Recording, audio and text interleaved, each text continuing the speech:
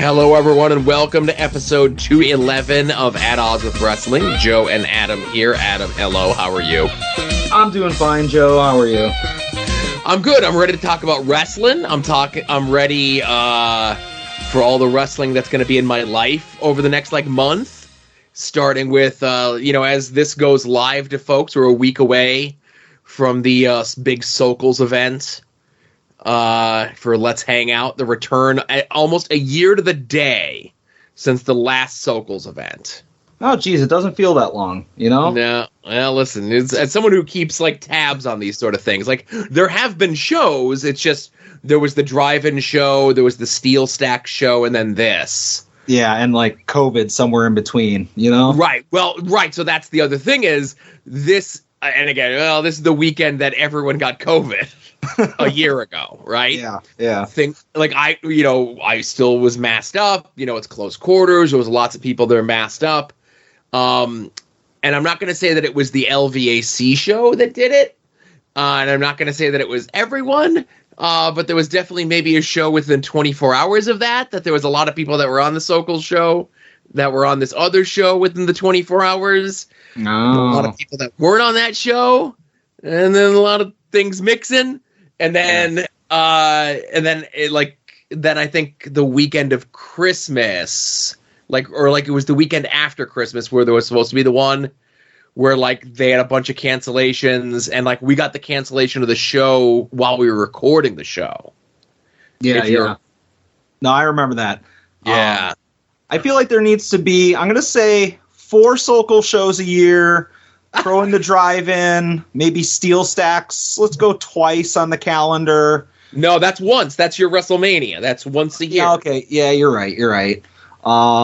That's where you blow off all the storylines, Run a show in Atlantic City. That's their Saudi blood money show. Oh, no. I'm kidding. But, yeah, get in the ear of the powers that be. This, once every fucking 4 months shit for LVAC needs to change.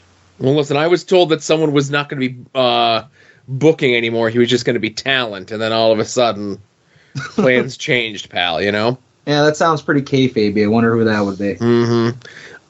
So there's obviously there's that show coming up. Yep. I already have my tickets for the live Dynamite in New Jersey, or the live Rampage rather in New Jersey. And then 2 weeks after that, I think is when we have the doubleheader Rampage and the pay-per-view for AEW. And then Monday the 7th, World Wrestling Entertainment Raw is coming up to our neck of the woods. Oh, are you going? Well, I'm thinking I might reach out to someone to see if I can get freebies, and if I can get freebies, I might just go watch main event and the opening segment and be home in my bed before whatever. Well, tell Papa H I said hi when you talk. Oh, I don't call him that. But yeah, I might fish around to see how I'm feeling, Yeah, well, maybe they'll put you on commentary like AEW didn't. Yeah, right, just like AEW did. All right, get the hashtag working. No. Those don't work. Tweet at the other con on this one. Yeah, exactly. Anything with you. But yeah, just the next weekend starts a month of me going to a bunch of wrestling shows, Yeah. Oh, look at you, leaving the house more than I do. Yeah, hell yeah. Well, you're Mr. Doll Safari, I will. Oh, you know what?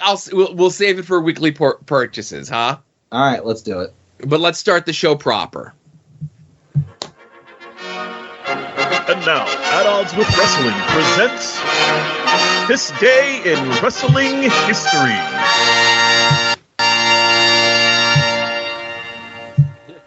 All right, this day in wrestling history. Not a ton, but a lot at the same time, I guess. All right. So this day in wrestling history in 1990. I know we're close for Adam's cutoff. It still makes it. It's fine. I'm 1990 all day. Do it. Okay.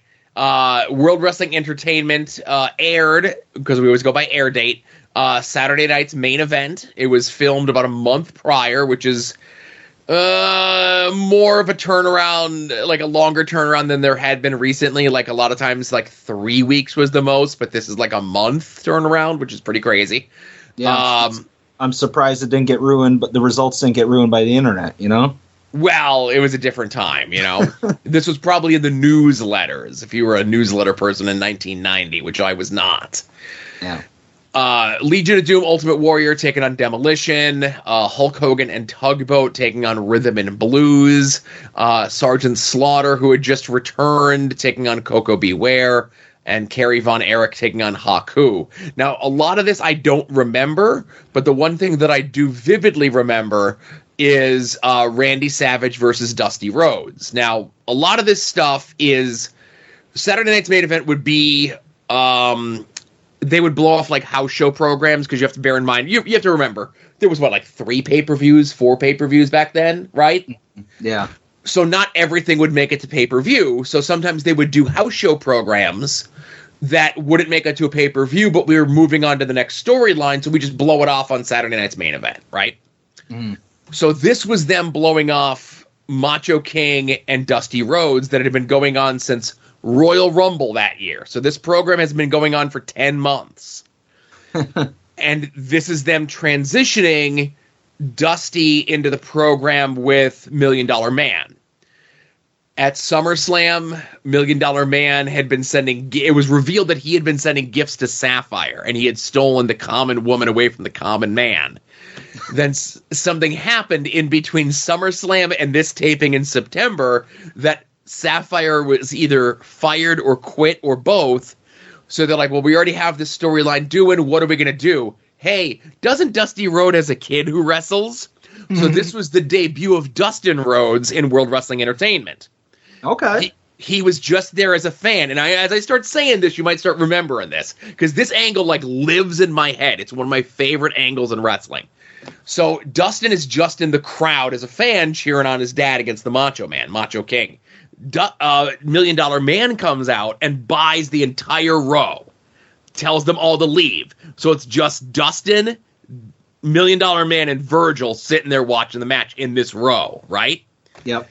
So the match is going on. Dusty's making his comeback, and then DiBiase and Virgil start beating the shit out of Dustin. And this leads to a match. So Dusty gets distracted. Macho Man rolls him up. Macho Man gets out of there. The Dusty and Dustin program starts, and out of this is kind of like Dusty wrapping up his tenure in WWF, leading to the Virgil babyface turn.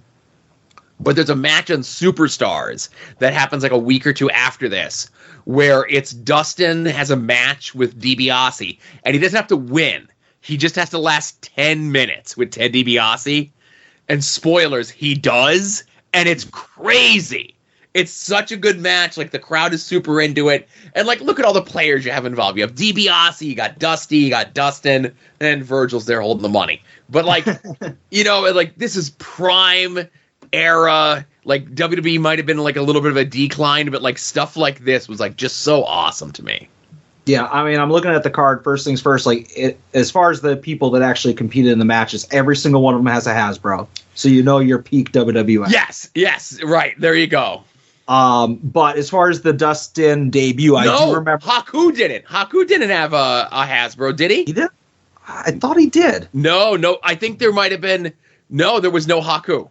Okay, I stand corrected.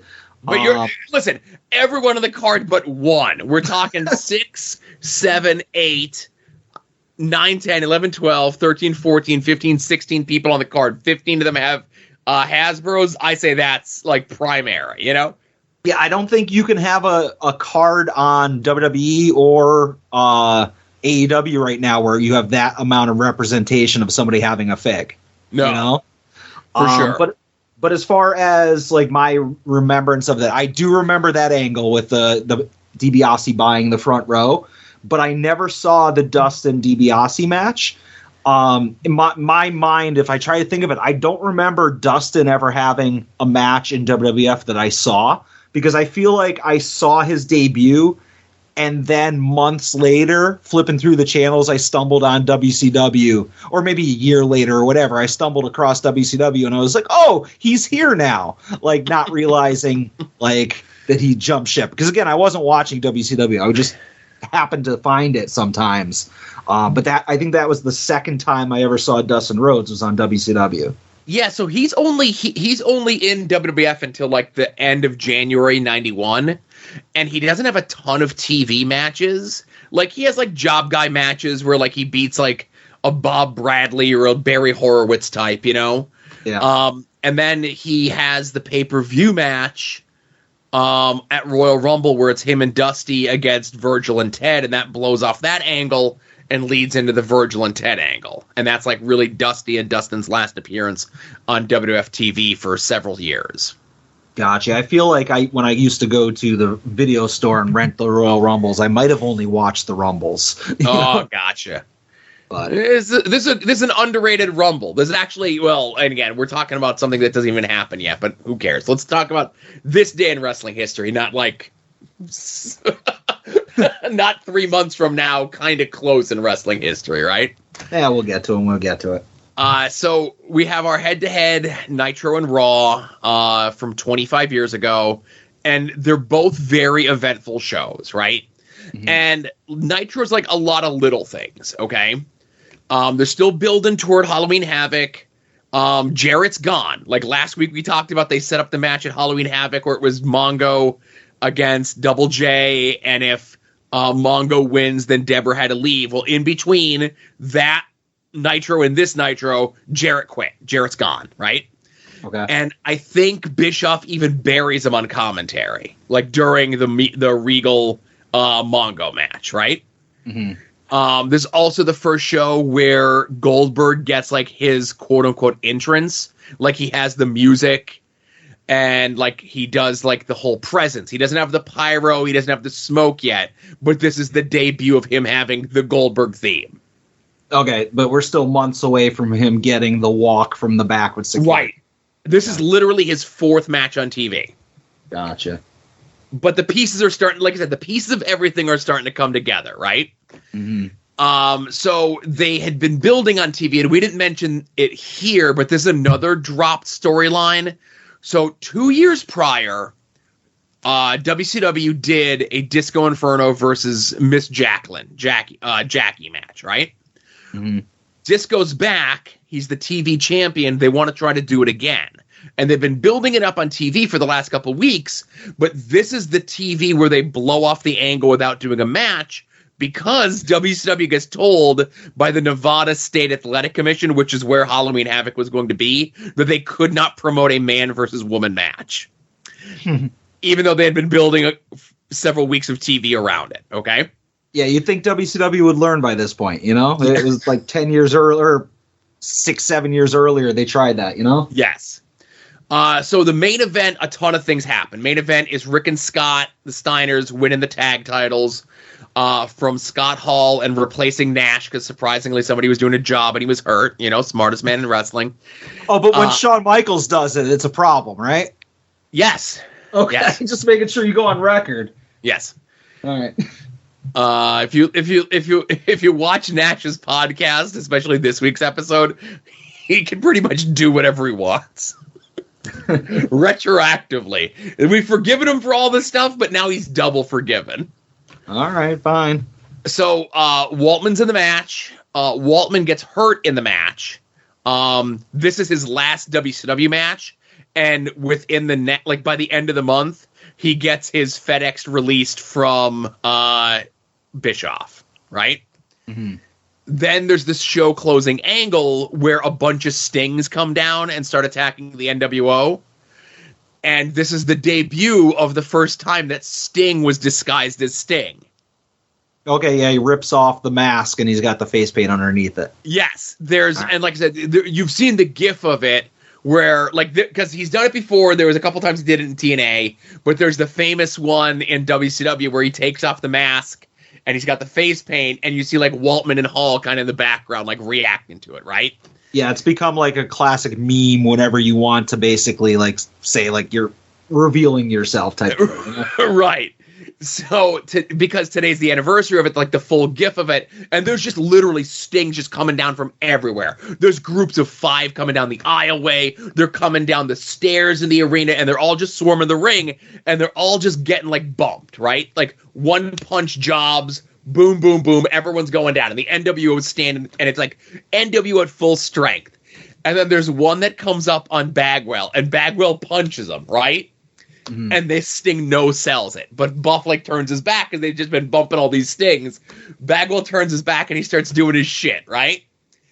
And when he hits this one Sting, and this Sting doesn't bump like all the other ones does, the fucking place explodes. Because they know that's real Sting, right?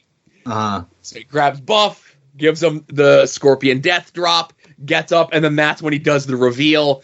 And then, like, obviously you can only have so much in a GIF, but then, like, the utter clown over the top, like, backpedal sell that Hogan does when he realizes that it's real Sting adds so much more to it. If you could track down the full, like, clip of it, it's like 3 minutes, you know, whatever. You could do a full clip if you're not, like, a verified account on Twitter. Go find it. It's so much fun. Don't wait through the whole episode of Nitro, right? But like I said, lots of little pieces, okay? So, you know, it'll be tough to tell how things go with this kind of talent exchange that's about to happen. I mentioned in between last week and this week's Nitro, Jarrett quit, and he's going to end up in WWF very soon. In between last week and this week's Raw is when Vince told Brett that he wouldn't be able to pay him on the 20-year contract that he signed him to, and that if he wanted to go negotiate with WCW, he could. Okay. So that happened in between last week and this week's Raw. Who gets the better end of that deal then, Jarrett or like if you're? I'm asking you as the perspective of the promotion. Would you, you know, do you want Jarrett or do you want Bret Hart? I'm putting you on the spot here. It's two of your favorites. It is two of my favorites. 1997 Bret Hart was unstoppable, and it took a company as inept as WCW to screw it up, right? Well, Goldberg figured out a way to stop him. Well, even before Goldberg, like the mishandling of Bret Hart, even before Goldberg kicks him in the head and like gives him a concussion, and then gives him like several concussions in that match. Bret Hart was like, I don't know, man. He was really super mishandled, you know? Yeah. So like I said, you know, more bits and pieces of the World Wrestling Entertainment Attitude Era stuff is in this Raw as well. I mentioned the Steiners won the titles on Nitro. The Legion of Doom win the tag titles here on Raw. This is the first appearance of the Jackal with the Truth Commission.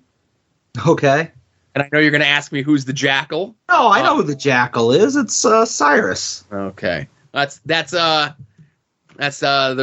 redheaded rebel who doesn't know who the Jackal is. Man, I was redheaded Fabio. This is the last appearance of the Patriot on WWE TV. Okay, he's supposed to come out for a match. With Triple H. Rick Rude comes up behind him, throws hot coffee in his face, and hits him with the Halliburton, and then, like, he's just gone, never mentioned again, right? Yeah.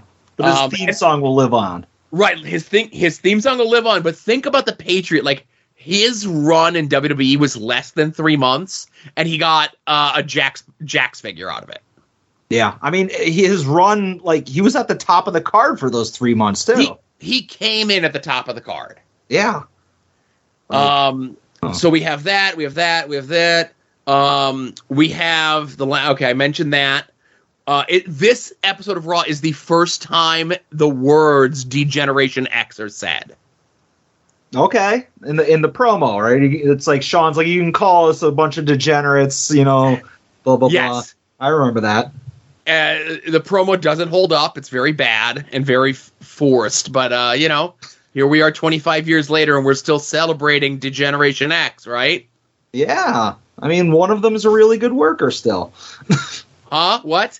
I was going to say 2 of them are dead, and anyway, at least if the initial group. But well, no, I'm talking about the overall group. Yes. And I'm not talking about Swoggle. Oh, well, again, he was the mascot. You're talking about JB and Wes. I'm talking... Yeah, I guess so. I'm talking about Billy Gunn, but... Oh, okay. Well, speaking of Billy Gunn, now, it didn't happen on Raw, but they showed the clip package from Shotgun Saturday Night, because we were all watching Shotgun Saturday Night back in 1997, right? I was, if I can find it. Okay. So on an episode of Shotgun Saturday Night is where the New Age Outlaws formed, and they show the recap of it here on Raw. Okay. They don't have the shirts and all. No. So this was just, it was a Billy Gunn versus Flash Funk match. Oh, I'm sorry, Rockabilly versus Flash Funk match. Rockabilly still being managed by Honky Tonk Man.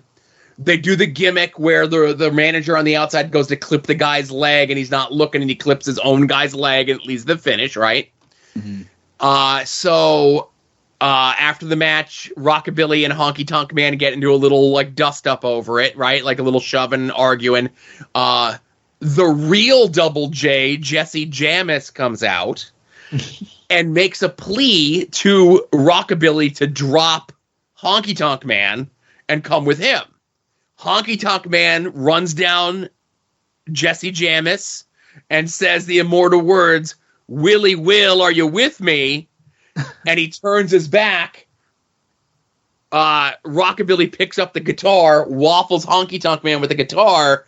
Jesse Jamis and Rockabilly embrace. They're now a duo. And then next week's Raw is where we get the full rebranding, the name and the entrance, the everything.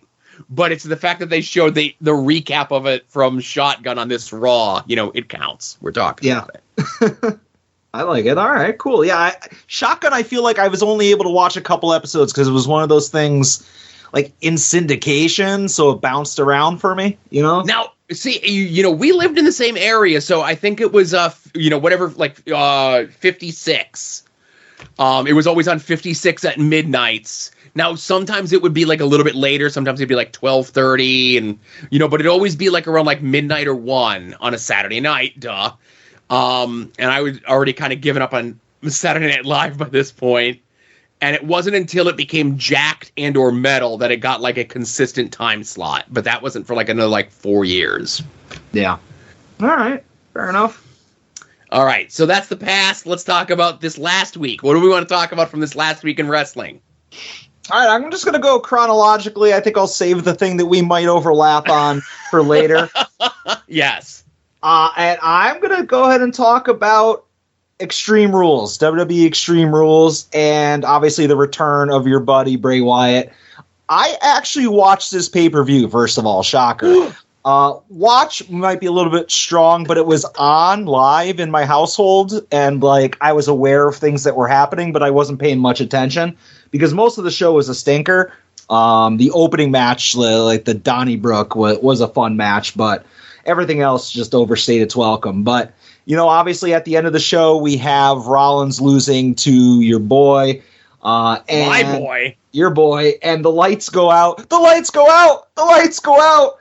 And we have the whole world in his hands being said over and over again, which I actually enjoyed. So I want to just say there were parts of this re-debut, return, whatever, that I liked. Because I've been pretty open and honest about the fact that I enjoyed much of the Fiend stuff. I hate the Fiend lore. I hate like Fiend fans on Twitter, but I enjoyed the Firefly Funhouse. I enjoyed the early Fiend stuff. I like Bray Wyatt. So when you got him saying like I got the whole world in my hands, whatever it was, and you got the people with their cell phones doing the Firefly thing, I thought that was cool. It stopped being cool very quickly when we started seeing the human versions of the mascots, which I thought was super stupid. And then you have like the severed head of like the Fiend or Bray Wyatt or whichever mask was on the commentation station. Hated that. I hated the short stubby Fiend that was at ringside that the crowd went nuts for, thinking it was the real Fiend. Hated all that. And I also just kind of parenthetically will add, I hate the internet speculation of like, oh, who's going to play Rambling Rabbit? Who's going to be, Huskus the Pig? No, stop that. That's stupid.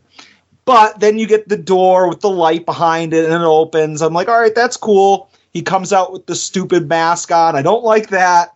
And then he inhales so strongly that he blows out the lantern instead of, blowing it out. It went out too quickly. But what I'm getting at is there were parts of that would have been cool if it wasn't for the stupid live mascots and just the reaction to it on the internet.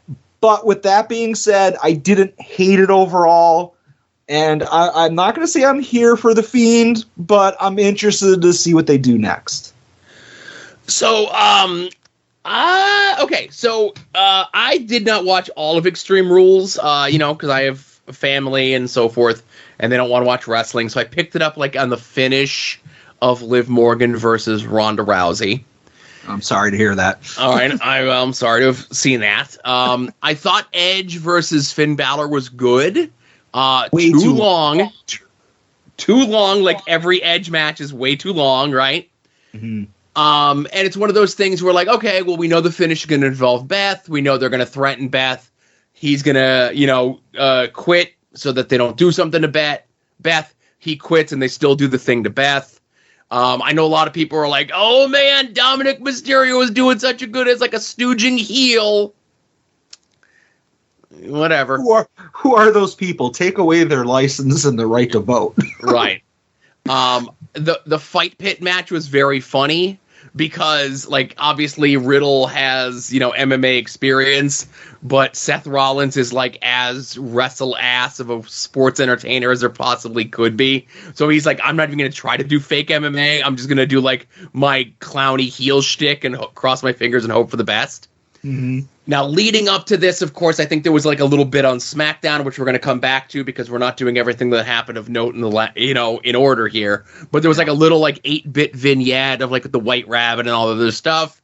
There was a person walking around at the Core State Center at Extreme Rules dressed as like the White Rabbit, like the gimmick that would be with Adam Cole or whatever it was. Adam Rose. Yeah, don't get those two confused. No, definitely not. And then I guess they were handing out like this like word find puzzle to people as well. Yeah. And I don't think anyone like found anything of note, but like a lot of people just like making jokes and like not doing how a word find works. And like, oh, here's just me circling random letters so like it focuses on like Benoit's back, or you know what I mean?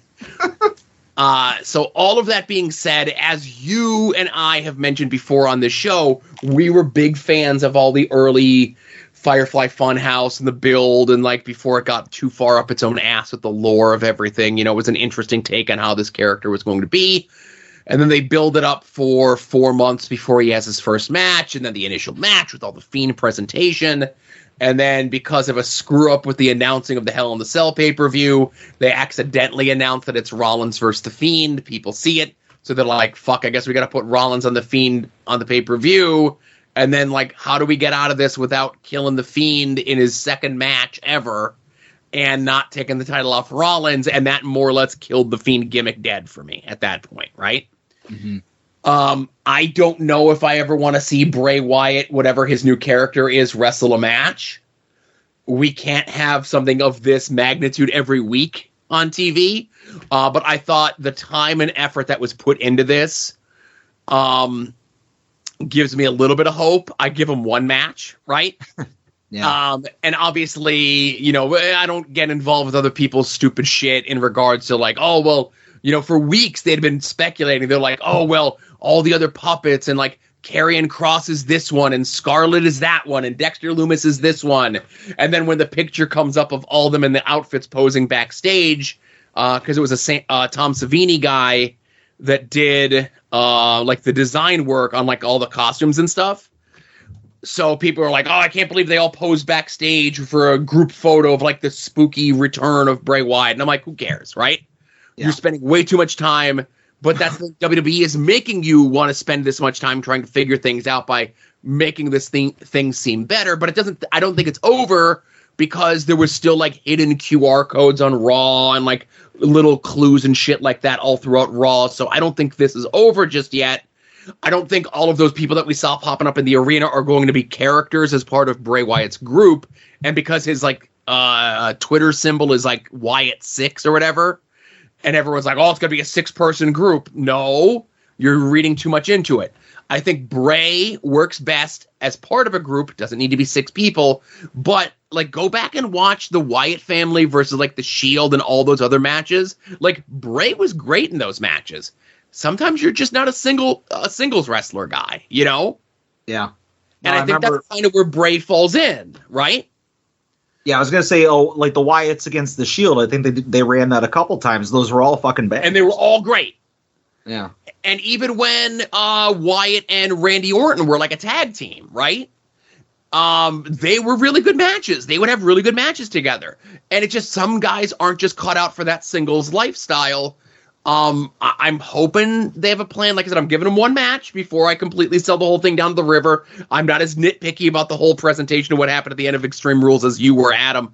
But I will say this, as much as I don't think that Bray Wyatt is a singles guy, I am salivating at the idea of a Bray Wyatt versus Cody Rhodes match. Oh man, how many stars is that going to be? I listen, it's starting at 3, right? It can only go up from there. Yeah, I will say I neglected to mention during like the rundown of the return. Like I liked them showing the Funhouse all decrepit and like I said, slow down. I thought that was cool. You know, it was a good presentation to like kind of say like, hey, we're acknowledging that this guy had a past in the company. You know, from a storyline, World Wrestling Entertainment, whatever sort of thing. Like all these things are kind of gone. Like here's this guy's entire past being just like stripped away, and he has a new mask, and he has a new look, and he has a new whatever, but it still plays homage to all these other things. But at least from a dollars and cents sort of thing, people are still going to buy Fiend stuff because it was a cool design, and people, because they like Bray, are going to buy whatever the new design gear stuff is going to be, right? Yeah. So it's a guy who's going to be selling stuff off an old gimmick that no longer exists, and they're going to be selling off the new one that we haven't even seen anything yet for, other than a mask, you know? Mm. And I'm in the minority. I don't give a shit about the work rate of his matches as long as the storytelling is good, you know? And I think sure, you can hide a lot of the stuff in tag matches and whatnot, but right. I hate the idea of people fantasy booking like who's going to be each person. They just pick the spooky people. It's so lazy. Like, storyline wise, wouldn't it be better if like Bray Wyatt corrupts a whole bunch of like goody two shoes to his evil ways, as opposed to just like taking all the spooky people and just saying like, now you're extra spooky, I guess. Yeah, and keep him the fuck far away from Alexa. God damn it! And now I have to mute my echo here. But yeah, if you wear headphones, you wouldn't have to worry about that. Well, because I would still be saying it. It's not like the headphones would mute my mouth. Oh, gotcha. Yeah, but we've done. She's not fully rehabbed from the stink of the burnt fiend. She's still carrying around the goddamn doll. It's a vestigial tale of that old gimmick. You know? We'll work on that. It'll be gone eventually, but keep her away. I don't like that, but anyways. Well, I think, did we overlap on that? Were you going to talk about the fiend? Oh, yeah. Okay. But you missed maybe the more important return, I guess, or rebranding that happened this past week in World Wrestling Entertainment. Oh, Gallows and Anderson? No. Oh, my God. No. Okay. Again, good for them. Perpetual bag getters. Living the life of a Kevin Nash, doing the least amount of work for the most amount of money, talking the most amount of shit, but because they have friends in the company, will always be able to get a job wherever they are, right?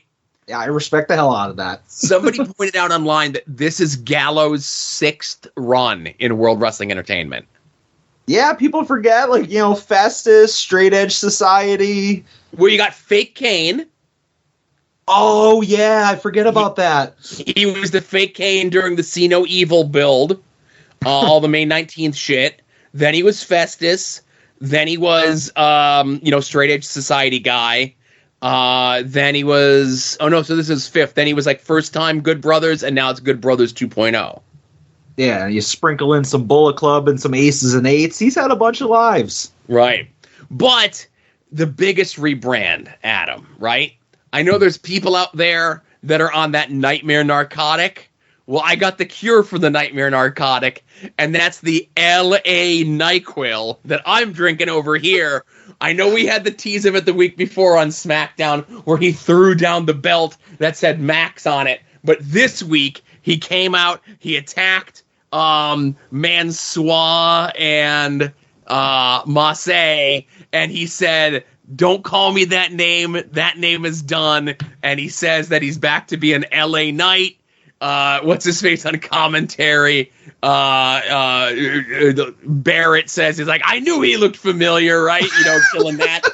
And listen, do we need another 41-year-old guy at the top of the card? I say, yeah, dummy, we do. If it's LA Knight, we do, yeah. We need a good, halfway decent, B-level babyface, right? And, he'll be a halfway decent guy to maybe rack up some wins, and, Roman could smash him on an episode of SmackDown in 4 minutes, when Roman feels like showing up for work, on his way to, defending the title against, Cody or, whomever.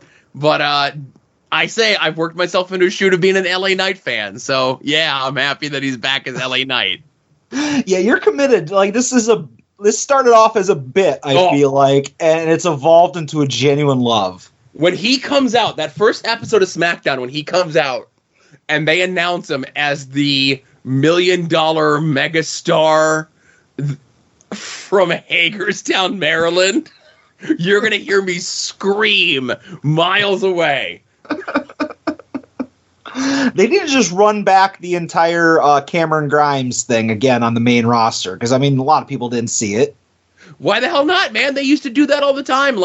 Obviously NXT and WWE are, the same thing, but, back in the 80s, you'd run an angle in Memphis, and then, when that crew of guys would go to, Continental or Mid-South, or, as they'd go up the chain to Crockett, and it was, that same group of, 2 to 4 to 6 guys.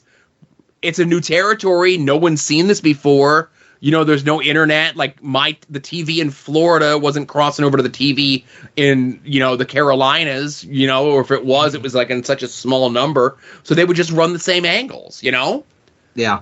And if you can have Gargano and Ciampa facing off on the main roster, or Gargano and Austin Theory, you can just do the same stuff, but maybe just acknowledge the past. I don't know. I just want to see them do that again. Bring the $1 million belt back. Keep DiBiase at home. Just do it all. But I don't know. I always had a soft spot for not the in-ring work, because, again, I don't care about the in-ring stuff, but the promo work of L.A. Knight as I point to the screen. Of course, as you're supposed to. Yeah. But I'm happy that you're happy, Joe. As everybody should be, but I will say that my final thing, and I would hope that we overlap on this, is the fact that when Mr. Freshly Squeezed Orange Cassidy defeated Pac last night on Dynamite to win the All-Atlantic title. I hope I got that right, because I can never remember that belt. Right. But quite possibly now that OC has it, it'll put some respect on the belt, some prestige, so I'll remember the title of it. But fun match. Not the greatest match, but I like the fact that Bryce was smartened up and he knew that Pac was going for the hammer, and Danhausen was there all masked up and he cursed Pac, which I knew, you can't have Pac win that match after getting cursed by Danhausen, because that'll just ruin all the Danhausen lore. But it's just fun to see Orange Cassidy. He got the big win. I was skeptical, not that he would eventually be champion, because obviously he's going to be, but I was not a fan of the handling of him versus Pac and the Death Triangle versus Best Friends. I just wanted instant gratification. I wanted Orange Cassidy to be a champion a year ago, but I'm glad we finally got there, and the celebration was cool with all the confetti. And after the show went off the air, Chris Statlander brought him down his backpack, which is just all kind of good feelings for me. So I look forward to him keeping the title in the Jan Sport for a long time to come. I'm no monster, and we're gonna go backwards on this one. I'm no monster, so I might have you, the little monster, go and look to see if anyone in the group, and you know what group I'm talking about, has made a replica All-Atlantic title, so I could give it to my OC figure. And again, I know I haven't bought every OC figure. He's got 3 AEW figures now? He only has 2. Doesn't he have a third one on the way? There's one announced, but it's many lines away. Yeah. So if that one comes with the All-Atlantic title, I'll absolutely be buying that, to get an OC with that belt. As soon as the Jericho-Danielson match was like middle of the show, I'm like, oh my God, OC's winning the belt. Because they weren't going to save that. If there wasn't going to be a title change, it wasn't going to be the main event, right? Yeah, and it would have just been too many kicks to the dick of the audience to have Daniel Garcia turn heel again and Danielson not win the belt and then have Pac win at the very end, Right. And OC's like a super over character. I thought the match was good. I think their first match that they had on pay-per-view, which was like OC's like first match in AEW, like really is like the standard bearer for all that sort of stuff. But I'm always going to be a sucker for anything that OC does. He's my guy, I was super happy. I bit on like every false finish in the last like 3 minutes in the match. I thought it was over every single time. And then it was the second Superman punch and he hits it. And like he got to do so much in that match and I'm so happy for him and so proud. Obviously I get where you're coming from that you wanted that instant gratification, but it made sense to do it like it's our first time in a new market. It's a much bigger crowd. Let's give these people something to go home happy with.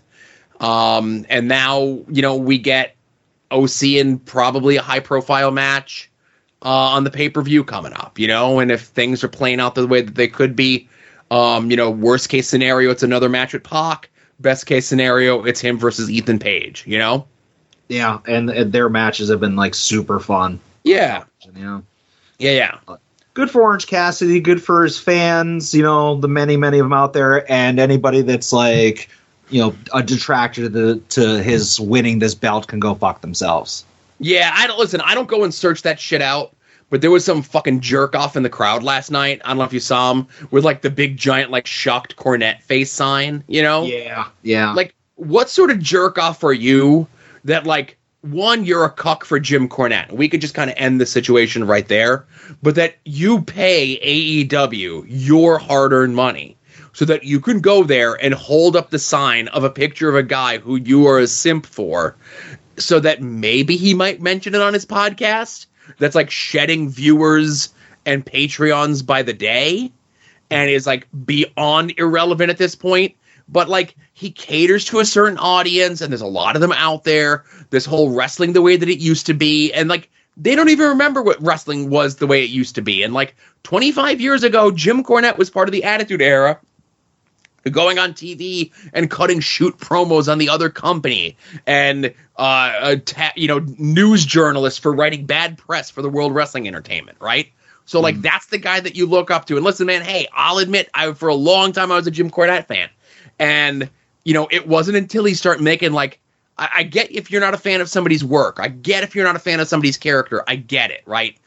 But like when he started taking like personal shots, like as a person, not as a wrestling performer, but as like the person at like OC and, Danhausen and this one and that one. Like he's a fan of Danhausen, but like OC specifically, it's like when he started making those personal attacks. And like, I'm not even a Kenny Omega fan, but like when he started accusing Kenny Omega of being like a pedophile, and I'm like, okay, like we're done here, right?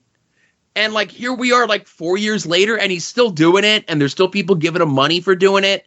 I don't know, man. Fuck that guy. I wish he got thrown out. I don't know. I wish there was a way to filter those people out of my life. And I hate any time like trending topics for wrestling comes up. It'll be like Orange Cassidy, so and so forth, something else, and Jim Cornette will always be in there. Because anytime anything happens in wrestling, you get those jerk-offs that are just tagging Jim Cornette in every fucking post. And it just pissed me off seeing that goddamn sign of the sign last night during OC celebration. I almost said a different name, but you get what I'm saying. Yeah, and I don't think it was Orange Cassidy related, but maybe a month ago on Dynamite, there was like two guys in the front row wearing Cornette shirts, and they were just standing the entire time, looking like they were like bored, like just an exaggerated bored face, like no movement, just to be like, oh, look at us, we're Cornette fans, and we hate what we're seeing. Right. Aren't we great? Like how we just spent hundreds of dollars for front row seats. We're really showing them, Oh, they're so stupid. Unfucking believable. Yeah. Anything else you want to talk about from this last week? No, that's it. I mean, how do you top the Fiend? You know? All right. Well, L.A. Knight and Orange Cassidy. That's how you top the Fiend. Oh, I guess, right. Yeah, but he's not the Fiend. He's Bray Wyatt. He's not the Fiend. He's something. He's a rabbit. Listen, his mom called him the Fiend. I call him the Fiend. All right. All right. Let's get the voicemails, huh? All right. Hello, Joe and Adam. This is Kevin Ford calling back after last week. Thank you again for playing both my voicemail and my segment about the Free Kevin Ford movement. But I had to call back in this week as good friend of mine, future co-guest on Hit My Music about They Might Be Giants, and sepia button connoisseur Sue Jackson alluded to the Mysterium Populous puzzle that Chikara had at this time, which is a little bit of PTSD hearing about because myself and a few friends spent hours and hours and hours on Zoom trying to put it together, which I have to mention was encouraged, the group portion of it. And so I mentioned that I was able to send 3 questions to this Chikara Answers GMX email last week. And it just so happened that one of my questions was, will the answer to the Mysterium Populous puzzle ever be revealed? And there gives the whole explanation as to what the Mysterium Populous puzzle was, which I wanted to help to explain from Chikara's own words, but also to, unfortunately, burst Adam's bubble a little bit as the prize has been discontinued. So the answer to the question, will the answer to the Mysterium Populous puzzle ever be revealed, was Mysterium Populous was an overt homage to the concept of Publius Enigma that was tied to the Pink Floyd album The Division Bell. Unlike the Enigma, the Mysterium was given a very specific time frame to prevent it from going on indefinitely. There were 13 phases to the Mysterium, each shorter than the one before it, leading to a final phase with just one clue and one possible answer. The person that correctly solved the Mysterium would have been awarded a prize of every single Chikara DVD produced up until the day the Mysterium was solved. It would have also led to the release of a 4-minute video that foreshadowed much of Season 12. On the 365th day of the Mysterium game, no person or group had even progressed to the 3rd phase, leaving the vast majority of the puzzle unsolved. The failure of the fans to solve the Mysterium Populous means the video has never and will never be released. All I will say is that amongst my group of friends trying to solve the puzzle was somebody who won the Teachers Jeopardy tournament. So if that guy can't solve your puzzle, maybe it's a little too convoluted and long. Thanks, guys. Bye. Oh, man. Wanted all those Chikara DVDs. I have a good chunk of 2005 to 2000 whatever in my basement if you want them. Oh, see, I'm a physical media guy. Yeah. I'm okay. But yes, thank you, Kevin, for that information. Kevin is working on something for me for my homework for next week as well. Oh, outsourcing stuff. Yes. Well, again, Kevin and I were talking about it, and like obviously he sees where everything is going with what I'm assigning, and he had heard me lamenting about like a specific moment, right? And he goes, well, I have all those things on like a Google Drive, like all those individual moments wrapped up. He goes, I could just put together a playlist for you that kind of fills the gap in between this show that we did last time and the next thing that I would assign to you. So the next thing that I'm going to assign to you gets moved back so that you could get like this like mega mix of all these like 3 to 4 minute clips to fill in all those gaps, you know? Aw, Kevin's making me a wrestling mixtape. That's so sweet of him. That's so 1994. Just don't put something I can never have by 9 Inch Nails on there. It sends the wrong message. I know that from experience. Oh. Next caller. Hello all, it's the strongest man in all the land, Arthur MacArthur. I'm making this call as of Wednesday afternoon.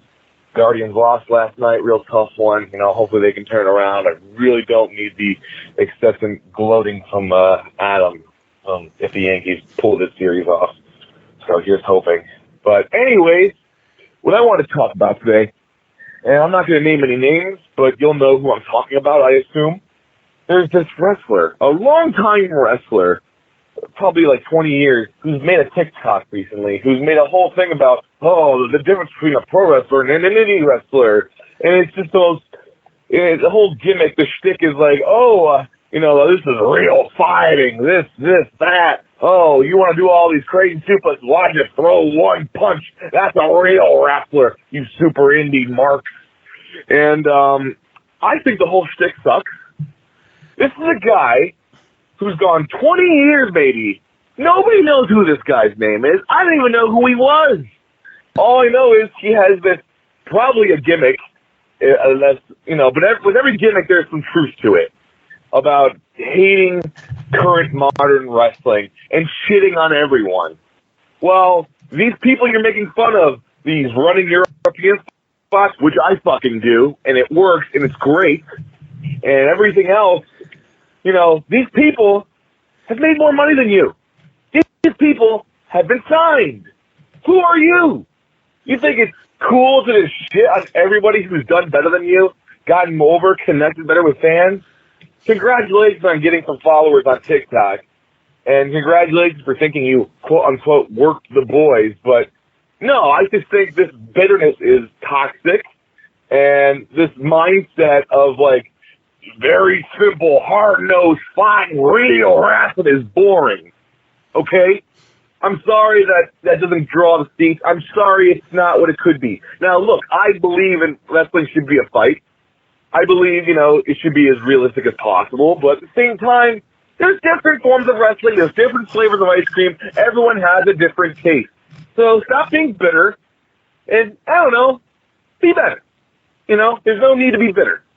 That's all I got. And if you guys don't know what I'm talking about, I'll send you the clips. All right, that's all I got. Have a blessed day and go Guards. Oh, boy. Yeah, there's a lot to unpack there. We'll get to the wrestling thing in a second. I as far as the Yankees versus the Guardians, I'm not here to talk trash. I'm just here to enjoy the games. I'm going to enjoy watching all 3 games in their entirety, and we'll just leave it at that. So, congratulations, Guardians, on your season. It's a shame that there's not much left of it. But other than that, as far as the wrestling thing, I don't even know who he's talking about. You're going to have to... Right. So that's the thing.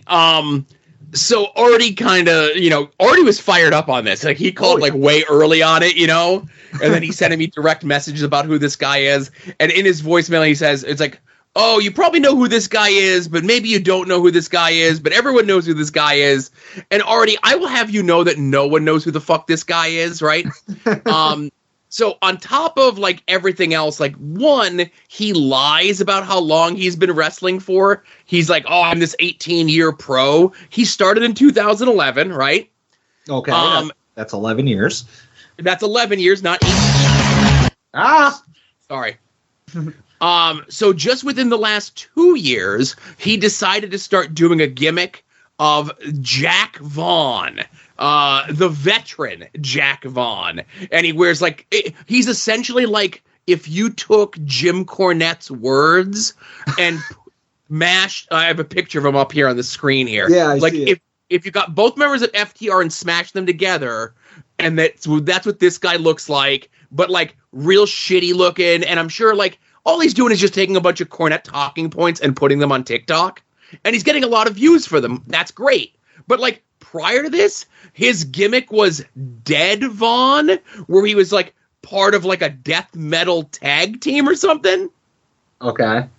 So it was just he saw where the grift was going, and he decided to be smart enough. This is on the screen right now. This is Dead Vaughn here in his karate gi and Hayabusa mask, right?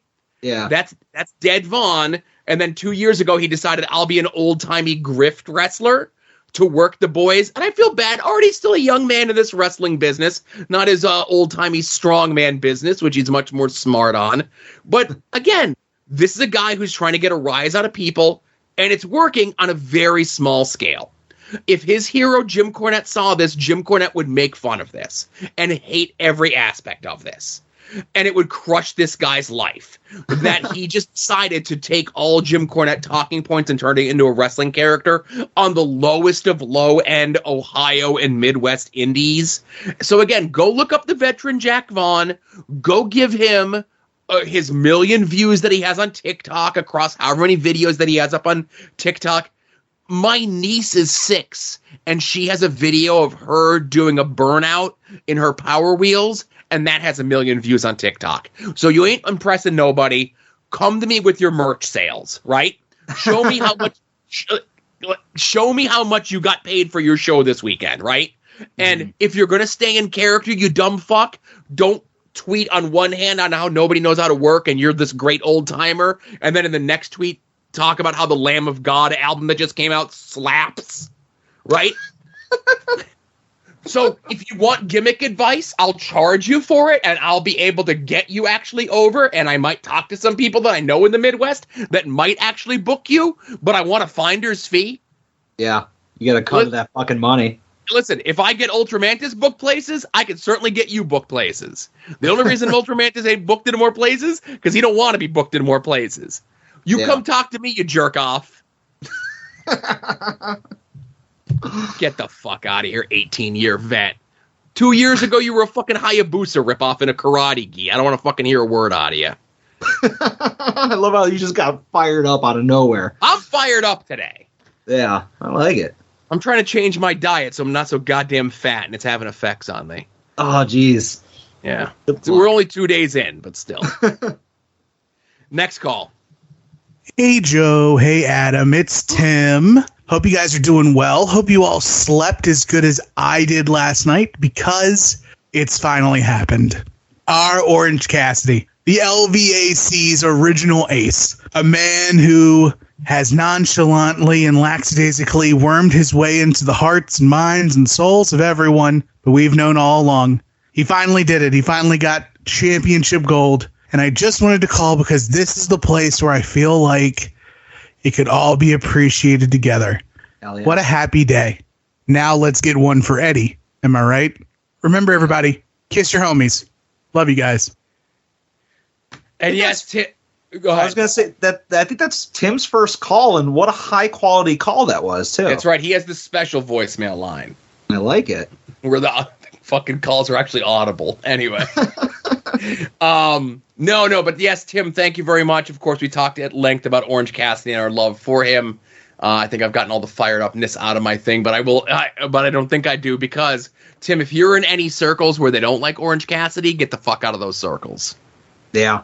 Yeah, that's a good litmus test of like who you should hang out with. Just go and ask any of your wrestling fans, like don't even say like how great was it that he won the title. Just be like, oh, did you catch that main event of Dynamite, Pac versus OC, and just see what they say, and make adjustments to your friends list accordingly. If they start off by saying, "Goddamn motherfucker," just start walking away. Yeah, you don't even let them get the rest out, because it'll be homophobic, racist, sexist, everything right after that. Yeah. But all right. Next, thanks for calling, Tim. Next caller. Hey, Joe. Hey, Adam. It is Tom Green. I forget if I called this week or not. If I did, just erase this one or something. I don't know. I don't erase calls. I don't know why I was thinking about it, but thinking about the other day, how in like high school and college we used to go to Hooters for all the pay-per-views back before we had a network where we can pay like $9 a month to watch all of them. And so WrestleMania 20, the year that Benoit won the belt, and I went there with some like older kids, and there were some grown men there who believed the action in front of them was actually like a fight and stuff, and that's so weird. But the main event comes, and it had been on the internet for months. Benoit was winning the belt. Like, that was the newsletter news at the time. And nobody believed in Hooters that he would win the belt because, Triple H and Shawn Michaels are like supermen at that time. So one of the older high school kids, like, I'll bet you $50 that Shawn Michaels wins. I'm like, okay, cool deal. And then I won $50 from him, and it was super cool. And I think, the next year was when it was Edge pulled out thumbtacks, I think. It was the Edge Foley match. Whichever one of them pulled out the thumbtacks, I think it was thumbtacks. Either way, it was a bag of thumbtacks in somebody's match. Maybe 22, I don't know. Just remember a grown-ass man who looks at the bag of thumbtacks and as earnestly as possible screams, "Maybe that's a snake." And then the thumbtacks came out, and he goes, "Oh, it's not a snake." I thought it was fun. Anyway, you guys have any fun stories of watching wrestling pay-per-views at Hooters? Probably not you, Adam, because you don't watch wrestling unless it's, I don't know, AIW or LVAC or Russo WCW or Alexa Bliss Gits. But I'm sure you do, Joe. So have fun. Bye. Tom's got me figured out because that's pretty much all the wrestling I watch. I can't say that I've watched any wrestling pay-per-views at a Hooters because A, to the best of my knowledge, there's no Hooters around here. And B, I think the only time I've ever been to a Hooters was when I was in Chicago in 2000 for Wizard World. I had dinner there once. That's the only time I've ever been in a Hooters. But now I'm not a big go places to watch pay-per-view guy. So it's so funny, and again, I don't screen these calls beforehand. We don't have Hooters around here, as Adam mentioned. I think the nearest one that we have to us is in Philly. It's outside the King of Prussia Mall, and I don't even know if it's still there. But as of 6 years ago, it was still there, right? Yeah.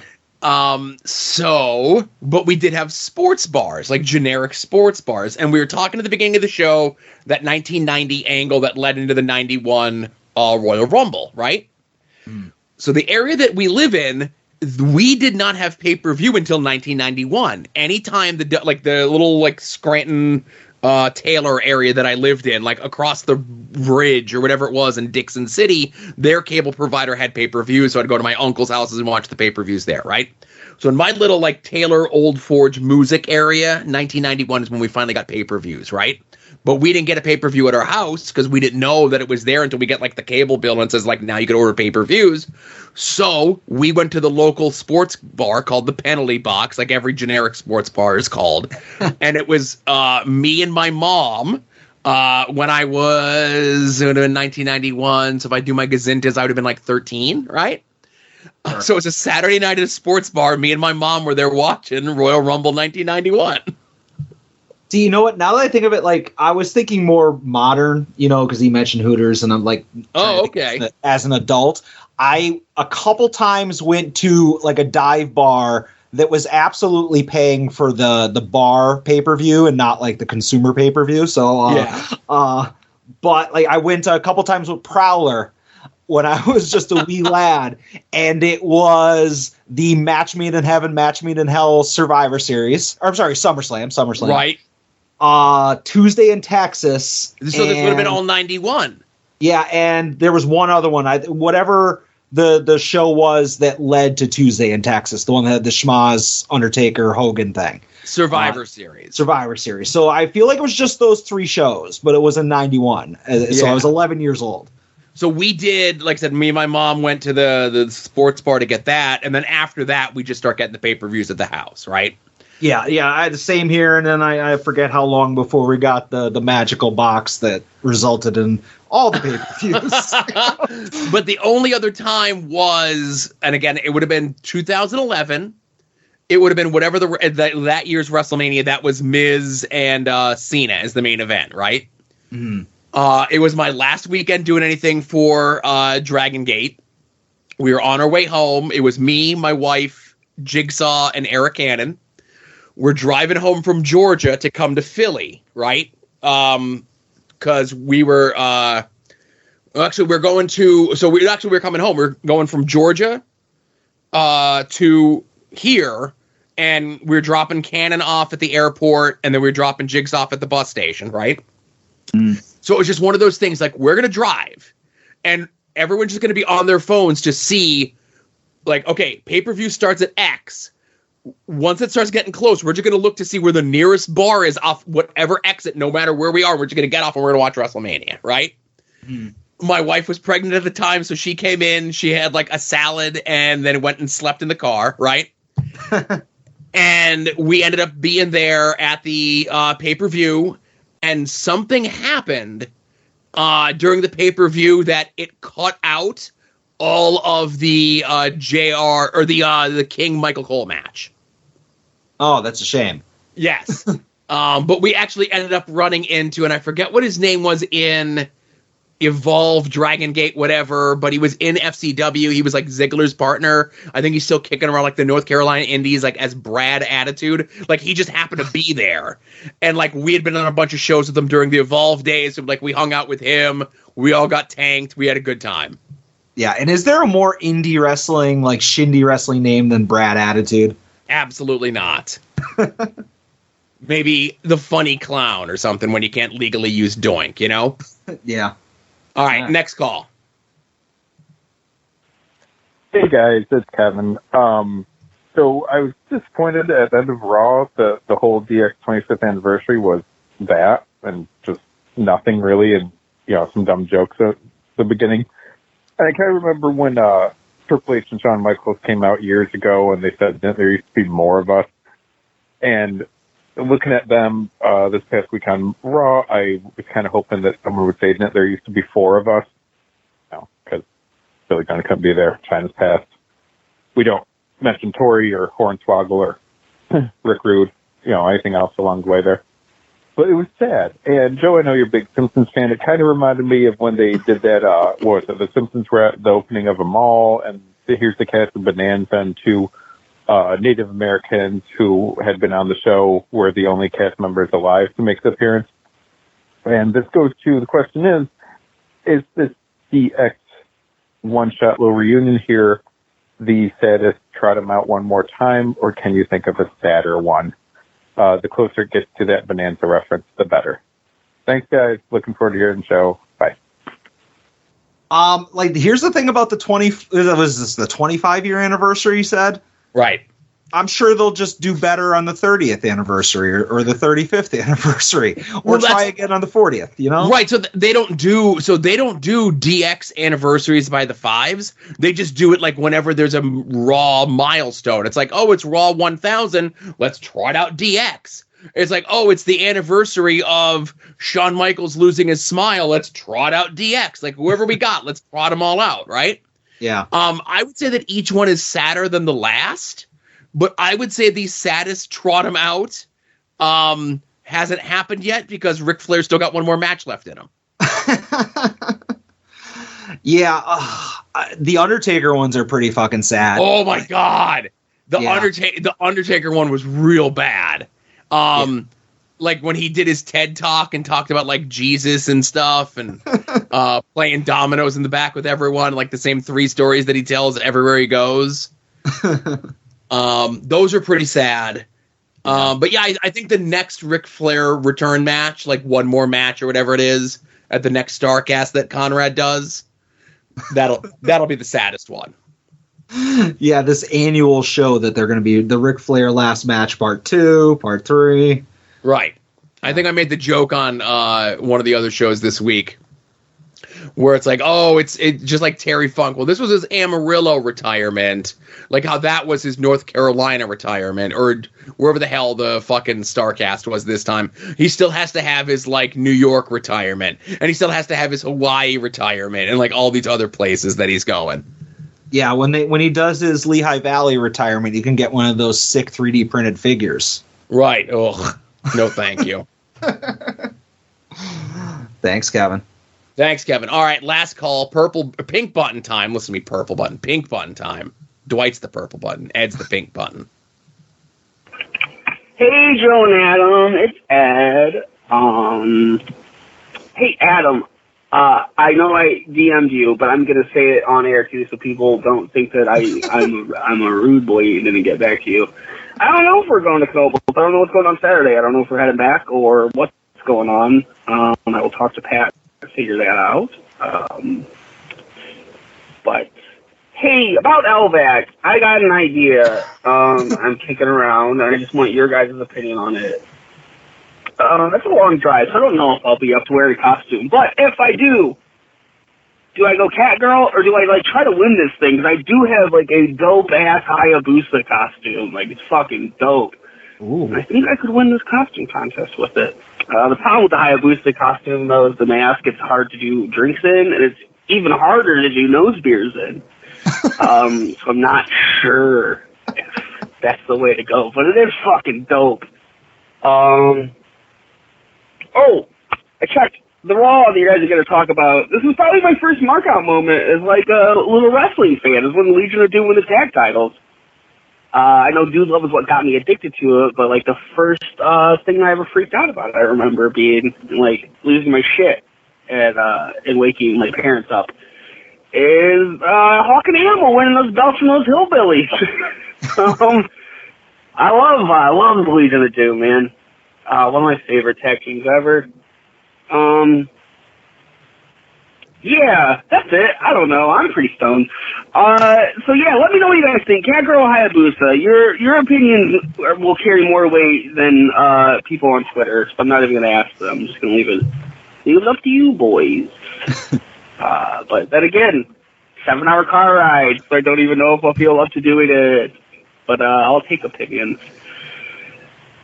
Okay, bye.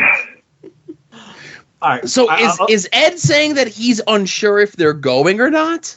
He's saying they're unsure if they're going to Knoebels. Oh, to Knoebels. Okay. Yeah.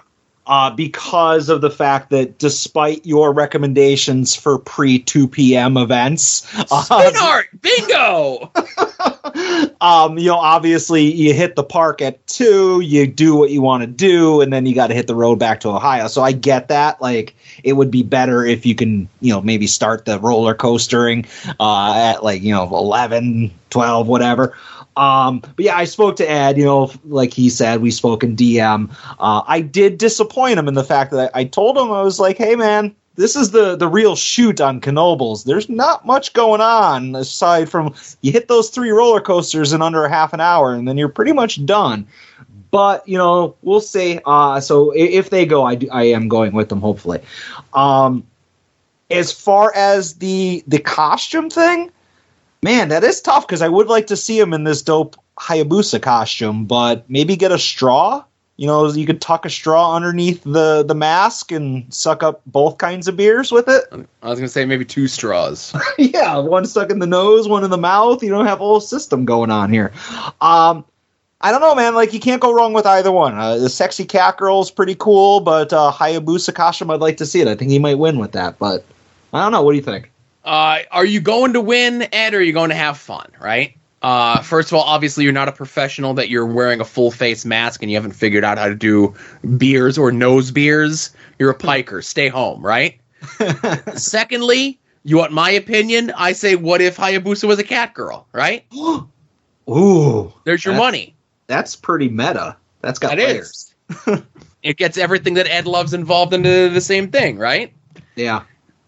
But I don't know. I just say, you can kind of lift the mask as need be, as long as it's not going to fuck up the eye makeup for Hayabusa too much, and do what you need to do, right? I feel like wouldn't it just fold up like Spider-Man's mask? You don't have to mess with the eye portion. You just kind of lift the mouth section. No, so that's true, but like the Hayabusa mask has like the open eyes, right? Yeah. And then you have like makeup that you wear underneath that. And if he's constantly like lifting his mask up, even just like that little bit might fuck up the makeup that's underneath it, Yeah. Okay. Makes sense. But again, I say, what if Hayabusa was a cat girl, Maybe we'll find out in 7 days. Just like a full Hayabusa costume with the cat ears and maybe a tail. Yeah. I think that'd be perfect. I have my eyes closed and I'm doing the Joel Silver where I have my hands up and I'm picturing the movie screen in front of me and I could just imagine it, Hopefully we don't have to just imagine it. Hopefully we'll see it in person in just, 8 short days.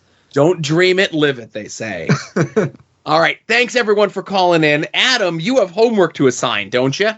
I do have homework to assign. And Joe, I just want to be very specific about something with this homework. All right. And this is more of a disclaimer, if anything else. Obviously, I had teased what some future upcoming homeworks might be, and this is not it. Good. Well, you might want to change your tune in a second. You might be begging for that homework in a minute. So here's the thing. Every once in a while, somebody or multiple somebodies will slide into my DMs with homework recommendations. Ed. Sometimes it's an obscure Japanese wrestling promotion with no English, commentary. Ed. I'm not. I don't divulge my sources, Joe. I'm a broadcast journalist. So, and then there's other times where maybe a certain different person will remind me every time that there's a new Nightmare Factory episode. But here's the thing. I got a homework recommendation from somebody else recently. And this is somebody, or maybe a pair of somebodies, who has never recommended homework to me before. But this is the DM I got. And this was on September 22nd. So I've been stewing on this for a little bit. But here's the messages. Adam, next time you assign homework, we found something. And then there's a link. And then it says, dude, you have to, with capital H. It is so unreal. All right. So I'm like, all right, are they being sarcastic, or do they really want me to assign it?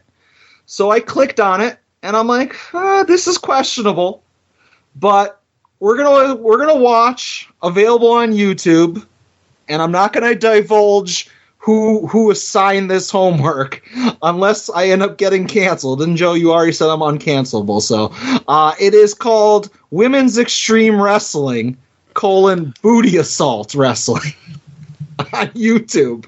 I did watch like a couple minutes of it just to make sure it wasn't like porn, and apparently it's just like bad ECW style women's wrestling from like the late 90s, early 2000s. I don't know, but the link will be available in the show notes, and I'm sure Kevin Hellions will enjoy it. And don't blame me. Blame the pair of people who might have a podcast that recommended this to me. Uh-huh. Women's Extreme Wrestling. Do I have to pay for this thing? No. It's actually, I think it's that first one that's on your screen right there. Okay, it's only an hour. It's only an hour. Sure. Oh, does that other one have Allie in it? That's what it looks like. Sure. Oh, I should have went with that one. That's only 32 minutes. But hey, you know what? Blank and Blank recommended this one, so we're gonna watch it. So we have ODB versus Christy Ricci. Mickey James taking on Amanda Storm. April Hunter taking on Black Barbie. Oh, see, I misread. I thought that said Barbie Blank. I was excited for No. G.I. Ho taking on Lady Storm. Probably from the Lance Storm Academy. Sure. And Ty Weed Killer and Psycho Bitch with a Y taking on the Smoke and Sound Guy. Oh, mixed match. Sound Guy. All right. Again, I bear no responsibility for this. And if there's a lot of blowback, I will name names, but I don't want to. Now, I will say it was a while ago, and this was covered on Brian Zane's Wrestling with Regret channel many years ago, or even months, like a long time ago, right? Yep. And he kind of did like the entire like history of the things. He didn't just review one show. But I will say there are going to be a lot of people excited to hear that this is a show that the Smoke is on. All right. And if you're not aware of who the Smoke is, Adam, you're going to watch it and you're going to be like, hey, aren't you? And then I got Smoke stories for you. All right, good. I'm glad you're super pumped to watch this, Joe. Oh, this is going to be horrible. I know the show is dog shit, right? Perfect. But this is one of those things where, again, when you assign shitty shows, you have to watch them as well. It's all right. It's only an hour. Hour 5, but I get you. All right. So next week, it's Women's Extreme Wrestling, Booty Assault Wrestling. Yes, available on YouTube. Available on YouTube, sure. So, hey, as a bit of a palate cleanser, after you end up watching this and you feel filthy, go buy some tickets and join us at Sokol's next Friday, the 21st of October, for Let's Hang Out Spooky Edition. Just double-checking the Jerry's Internet Wrestling Emporium schedule, and I'm almost 100% sure it will not be streaming live, but it hopefully will go up afterwards. But definitely come hang out. As you heard, Ed and Pat from Pod Van Dam are going to be there. Myself and Adam are going to be there. There's a chance that I hear Fig Daddy Cool might be sniffing around. Brett and DJ from We Need Wrestling are going to be there. Maybe Doug from Wings on Wings are going to be there. So, and I know the Boar will be there, but Mr. Tim will not be there. He's kind of made it clear that unfortunately he has other arrangements to go take care of. But the card has been shaping up. We've got 4 matches of the 5 announced. We have Davienne taking on Edith Surreal. We've got Big Dan taking on Max the Impaler. Poor Big Dan. We've got a 4-corner tag team match. And what the hell did they call it? It's like Freddy's something or other. Freddy's Fright Night 4-corner free-for-all, but with tag teams this time. I wonder if Freddy from the movies will be there. That's what I said. I hope this match summons him somehow. So it's the current colony of Electro and Ultimo Ant, Jeff Cannonball and Chris Worthless, Havoc and Blackstrom, and the creeps of Irving West and Andy Ripley are in this. And then in a regular straight-up tag team match, Gummy Boar of the Boar and Erica Lee, who are looking to sell you a house, are taking on the Flirtation, which is Love Doug, who had made his debut at the October show last year, and his tag team partner, the Tender Weapon. Okay. Interesting. And I know Cindy Bacabella will be managing Big Dan on this show. I know I will be doing commentary with Avery Good, professional commentator.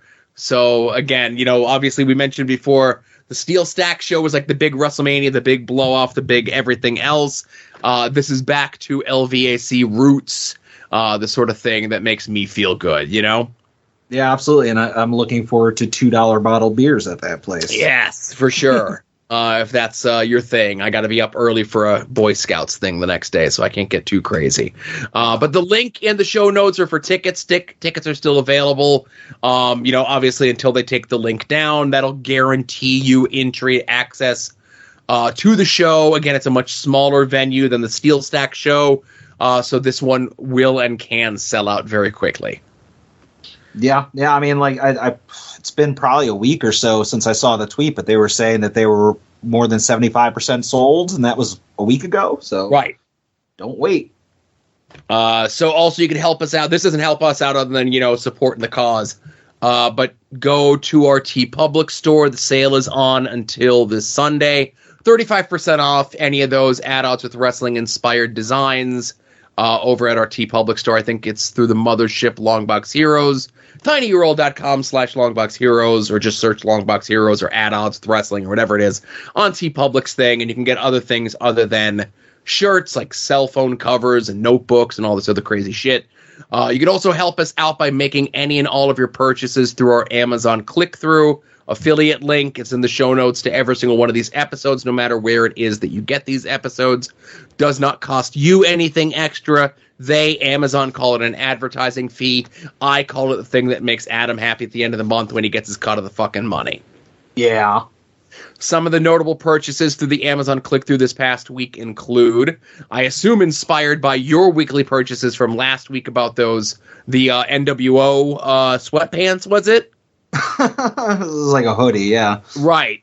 I guess Zubaz also sells a bunch of other designed sweatshirts, hoodies, or whatever, and somebody picked up a Macho Man one. Ooh, yeah.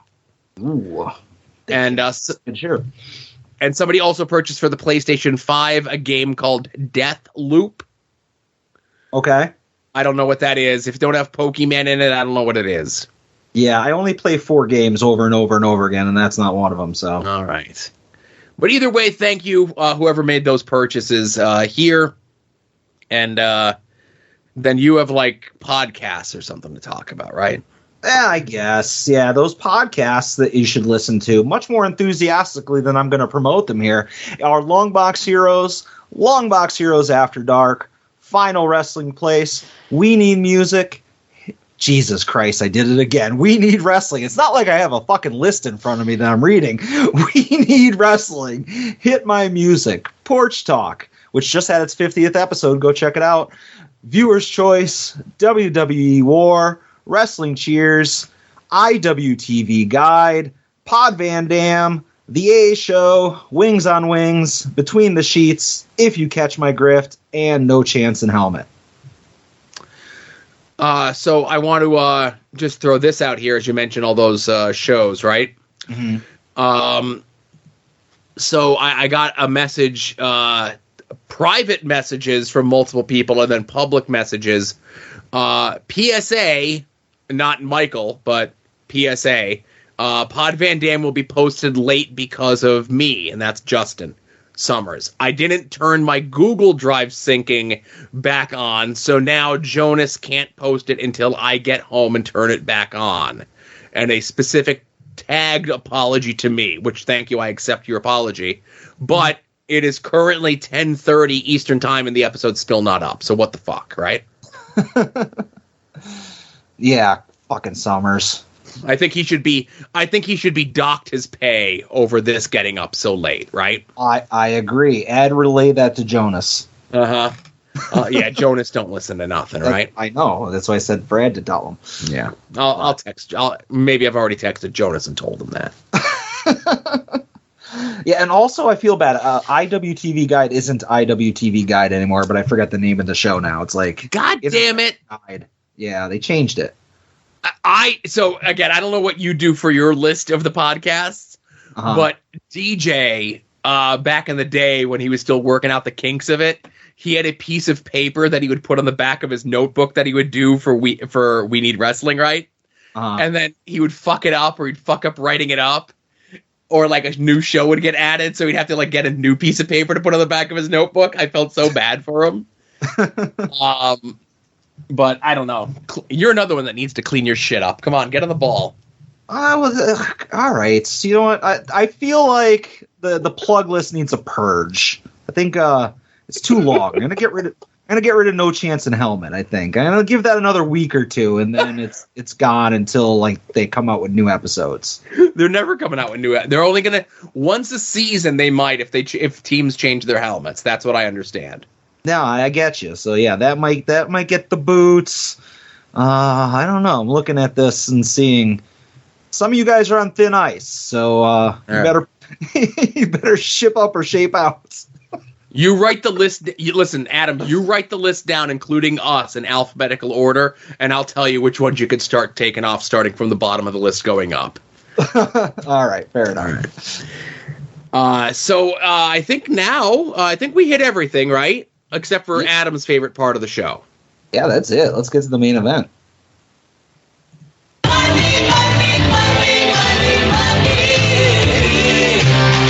Some might cost a little. Some might cost a lot.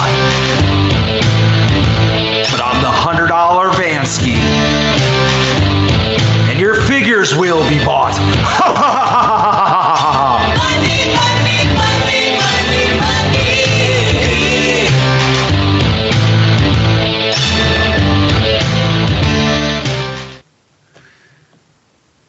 Joe, not a lot of stuff from me.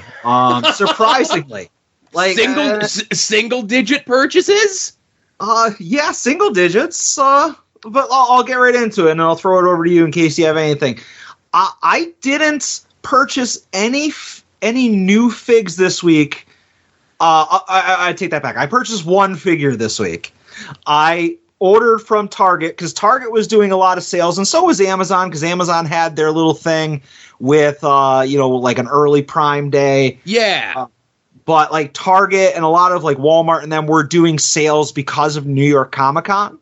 Which was obviously this past weekend. So a lot of stuff was on sale. So I took advantage of the sale and I ordered the Target Legend Rey Mysterio figure, like the ECW one.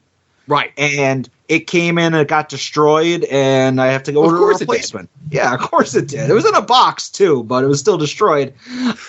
Destroyed by my standards. But and I ran a lot of opportunities this week where things that I had bought like in the last month or so were on sale now, and like the only way to take advantage of that sale was to order another one and then return the previous one, if that makes sense. But I did that like 4 times to Target this week. So when they see me walking in, I'm quickly becoming the returns guy. So I got to maybe spread it out to different Targets. But I had actually bought, and I don't think I mentioned it on Weekly Purchases, but a couple weeks ago I bought the Target exclusive Raw set with Razor Ramon, 1-2-3 Kid, and Undertaker. Yeah, you didn't mention that. So I pulled the trigger on that like a week or two ago, and it was, I don't know, I think it's like $65, but Target had it on sale for $10-15 off this past weekend. So I just canceled my previous order and just pre-ordered it again at the lower price. Like, I don't know why they just wouldn't automate that, because why wouldn't you just cancel your other order? But yeah, that's really the only figures I bought was the Rey Mysterio, and I pre-ordered that Raw set. So I know you were doing a lot of Dulcifarian, right? I was, yeah. And I know you didn't buy anything, but one of the things that you took a picture of and sent out was the shitty fig swap of the Cesaro figure, right? Oh, yeah, dude, like that was... It was one of those where I had to really look hard to see what the hell I was looking at, because I don't know what the original figure was, because the head wasn't a figure off, or wasn't a head from another figure. Yes, it was. It was like, well, it was, but it was like repainted. Uh-huh. It was hand painted. Like somebody took the trouble to hand paint a fig swap. Okay. Go ahead. I know, so you were at my Walmart, which is a disaster anyway. Absolutely. And I was just up there on Wednesday to get, my kid the rest of his birthday stuff. And again, his birthday stuff doesn't count for the weekly purchases, whatever. I'm not going to say, oh, we dumped a bunch of money for his birthday party, like whatever, right? Mm-hmm. So I'm like, hey, we're here. Let's go look at the toys. And I was looking at the picture when you put it up, and I'm like, I think I know what they did. I think I know what head that is. And I went to the Walmart, and of course that figure was still there, because who the hell is going to buy that, right? Yeah. And I looked at it. That's a Mojo Rawley head. Is it? Yes. Oh, poor bastard. That's what I said. That's what I said. Like at first, I'm like, is that a Mojo head? And that's why I said they did Claudio dirty by giving him Mojo's head. And the funny thing was, there was a Miro figure, the video game playing Miro, where they like opened them up and they put Cesaro's like knee pads on them. I don't understand. So here's the thing. I don't condone violence, and anything I'm about to say should be taken as parody and farcical and definitely not serious. It's the entertainment portion of the show. I haven't said that in a while. It's the entertainment portion of the show. If you ever see somebody doing a fig swap where they're like returning the wrong thing in a package because they're too cheap to pay $20 for a figure, you should probably punch them in the face. And again, I say that just jokingly and not at all serious, but like they're the lowest scum of the earth. I'd be hard pressed to disagree with that. Yeah. What did you buy, Joe? So I did buy something this week. So sadly, this is something that I kicked the tires on a couple months ago. That I was kind of hemming and hawing about it, and I was trying to find a good replacement for my MP3 player, because I'm I don't like using my phone as my MP3 player. I hate having an app that I have to rely on. I like doing my, ripping the raw audio and putting it on my thing. It's just the way that I've always done it, right? Mm. And I'm going to show you here, Adam. So this is like because it's a Sony Walkman, okay? Yep. So I don't want this piece of shit right here, which is just like a little flash player gimmick. Yeah. I need the screens, but like look at the prices on the new models of these, okay? Yeah. Like, and this is a thing that's maybe like as big as like, like an Orbitz or an extra pack of gum, right? Maybe like a little bit smaller than that. So look at the prices on these as I still have my screen share up, okay? Mm-hmm. So this one right here is the closest to mine. Like it almost looks exactly like mine, but mine's black instead of whatever this like camouflage color is. Look at the fucking price on this thing, right? That's almost $300 fucking dollars, right? Mm-hmm. So then you got your knockoff ones here and whatever, and then like sometimes you'll find one that's like priced like this is my exact one, right? So I'm like, fuck it. So this week there's a hold button on it, right? Because you put it in your pocket and sometimes a button will get bumped or something. The hold button stopped working, right? So I'm like, fuck, I actually need to buy one. So I looked and there was one on here on sale for $58. So I ordered it. It's not here yet, so I'm just like very carefully, being safe with my MP3 player because God forbid I'm in the middle of like this 5 hour between the sheets and I accidentally bump the hold button's not there. That bumps fast forward. I'm like, fuck, where the hell was I now in the middle of the goddamn thing, right? Yeah, they got to rewind it 7 hours of that episode. Right. But eventually it's going to get, like, I'm almost at the point where, like, I was going to buy, like, 3 of these. As you can see here, purchased 3 times previously, Holy right? shit. Right, Yeah. because I just buy the same one, right? I don't like change. And, like, they have the red one. They have this red one, but the red one only comes in the 4 gig. It doesn't come in the 8 gig, right? Mm-hmm. It's a whole thing. But I'm getting a new MP3 player, which is the same one that I've already bought twice prior. So the reason why, and I don't know if you know this, the reason why you'll see a lot of MP3 players come up in the search that are like $300, $500, $700 is those are high res digital players that I don't need that. I know, I get it, but they're going to be the only standalone MP3 player that's going to exist in a couple years. Right, that's why I said I might need to buy like 3 of this other one. Yeah, because like audiophiles will buy those because the MP3 is not compressed. It puts out a higher ohms for higher end headphones. Like there's a lot of cool things about those if you're into like listening to music on like $1,000 headphones.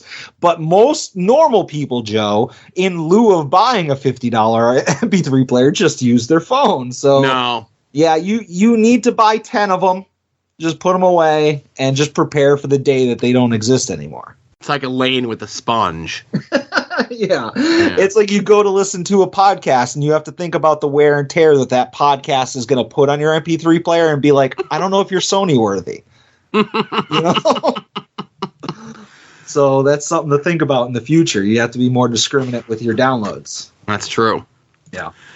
But that was my only purchase this week. Okay. Like I said, I just bought those two toys and not really any other toys, but I did make another purchase this week. And Joe, I don't know if you know this, but like I'm a little bit of a phone snob, a little bit of a phone enthusiast. Right, you even put framed broken phones on your wall. I wouldn't call them broken; they're deconstructed, but still. Couldn't you use them to make a phone call or catch a Pokemon? If I put them back together and somehow reactivate the 3G network, probably. But here's the thing. So over the last year, I have been using what was once the Lamborghini of cell phones, and that was the Google Pixel 6 Pro. Really, really, really good phone. Best camera on the market. Like just completely destroys iPhone Pros. Like they're garbage compared to the Pixel's camera. But here's the problem with the Google 6 Pro, Joe. It was 11 months old. And practically obsolete. Practically, I can't have a phone for more than a year. What am I, fucking homeless? That's Who true. does that? So I pre-ordered and picked up earlier today the Google Pixel 7 Pro. And that was my big boy purchase for this week. And I'll tell you what, Joe. The 6 Pro was the Lamborghini of cell phones. This thing is the McLaren of cell phones, man. Every problem that I could have nitpicked with the 6 Pro is completely like squashed on this phone. This phone is fucking awesome, and I have never handled a piece of cell phone equipment that was nearly as good as this. Like, I am not even exaggerating. I'm blown away by this. A lot of times, because I'm a Pixel fanboy, I'm a Nexus fanboy, so I'll buy the Google stuff, and a lot of times I'll get them, and I'll be grumbling about something, but I won't tell anybody because that would crack the illusion of being a Google fanboy, because I'm tried and true, ride or die with Google. But this time is the first time that I was using the phone, and I'm like, holy shit, everything works not only as I expected to, but like better than I expected to. So I've been playing around with it all day, downloading apps, like setting up, like having to put my password into 5,000 different things. And like after like all of that, I'm still at like 70% battery. Like, it is ridiculous of a phone. And I still haven't played around with the unblur feature that it has for old photos. But like I have a lot of stuff to do, so I'm really excited about this. Highest possible recommendations if you're looking for a big boy phone and not a Fisher Price Apple phone. Google 7 Pro. So obviously the only thing that's wrong with this phone that in 10 months it'll be obsolete. That is true, and then I'll have to throw it in the garbage and get the 8 Pro. Right. Yes. So other than the camera and obviously the battery life, which, battery life is a big thing for me, right? And storage space. Camera, whatever, like I'll deal, most pictures that I get from other people have their thumb in the way. Does the Pixel Pro have a thing that cuts people's thumbs off when it gets in front of the fucking lens when they're taking pictures? And maybe if it's off to the side, you can use the magic eraser and it'll get rid of the thumb. But if it obscures the entire photo, no, you're still fucked. Gotcha. Okay. So are you like doing video on this? What's the plan with this phone other than just I got to have the latest and greatest? If you want to get into the weeds, if you compare this to last year's phone, last year was the first year that Google had their own in-house processing chip, and it kind of had its bugs. So this is the second generation of their in-house tensor chip, and it is about 20% more efficient on battery life. And that's one of the reasons they were able to put the same milliamp of battery in the phone, but because the processor is much more efficient, it is able to last longer. Gotcha. In addition to the battery life, the chip just makes the phone overall faster. So it's just a speed increase, the battery life increase. The camera has a significantly better zoom than last year. And there's a bunch of other little bells and whistles on it. But, to put it bluntly, if you're looking for the absolute best cell phone for filming video, you still want an iPhone Pro, like a 14 Pro, a 13 Pro. Just because of the in-house editing stuff, I would assume, right? Yeah, and iPhones are still better at 4K video recording. The 4K video recording on this phone is like maybe an 8 out of 10. Versus an iPhone that's still a 10 out of 10. If you're looking for the absolute best processing power for playing video games, you want the S22 Ultra, the Samsung S22 Ultra. But if you want the overall smoothest interface of the operating system or the best photo camera on the market, the Pixel 7 Pro is it. So, for me, what am I going to use it for? I'm going to take pictures of dolls at Target and Walmart. That's true. That's really it. Or pictures of toys I bought on my chair, to put up on Instagram. So there's really not a lot of things that I would need the best camera on the market for. But like I said, I like a lot of the toys, or not toys, the novelty features of the camera, like the magic eraser, the face unblur, like things like that, where Google's AI software is able to basically fix and enhance a photo. So if you're not a good photographer, the software makes up for it by fixing that, Gotcha. So I bought that because I originally wasn't going to pull the trigger because, I don't need a new phone. I just wanted a new one. But the importer-exporter place had an opportunity where if you traded in the 6 Pro, you got $545 in trade-in and a $200 importer-exporter gift card. Oh, okay. So, when all was said and done, I spent under $300 on the new phone. So I was like, okay, well, that's kind of, if you were going to tell me that I could pay $300 every year and get the newest phone, I would do it in a heartbeat, so it makes sense. And it's not bill credits or anything like that because I buy the unlocked versions and not the Verizon. Right. But I do have one other thing, Joe. Even bigger than this? Not bigger, but related. So I have that $200 gift card burning a hole in my pocket. Oh, my goodness. Yes, of course. And Google, in addition to launching the new Pixel phones today, launched the Google Pixel Watch, smartwatch.